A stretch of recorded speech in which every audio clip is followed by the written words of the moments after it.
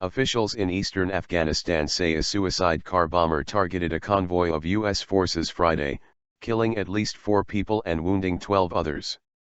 The attack took place near the airport in Jalalabad, capital of eastern Nangarhar province. The Taliban has claimed responsibility for the bombing. A provincial police spokesman said the bombing victims were all Afghan civilians and no U.S. soldiers were hurt. Jalalabad is where an Afghan soldier 2 days ago killed an American counterpart and wounded 8 others. There were no claims of responsibility for Wednesday's so-called insider attack. Escalation of violence. Elsewhere in Afghanistan Friday, a roadside bomb killed at least 12 civilian passengers in Ghazni province.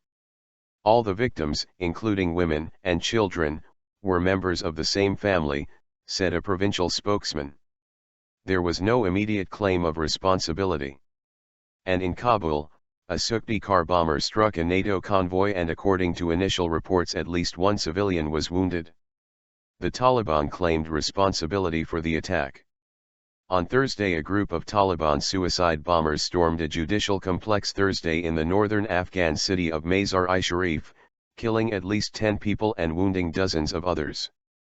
Afghan security forces killed some attackers, while other assailants blew themselves up during the siege that lasted for over 6 hours. The Taliban claimed responsibility for the raid, saying it was meant to avenge mistreatment of prisoners in jails across the country and failure of the judicial system to prevent them.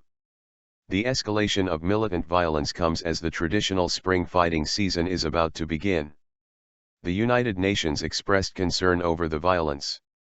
These incidents highlight once again the tragic reality that it is Afghan civilians who bear the brunt of the reckless use of violence, said the UN. Secretary General's Special Representative for Afghanistan and head of UNAMA, Nicholas Haysom.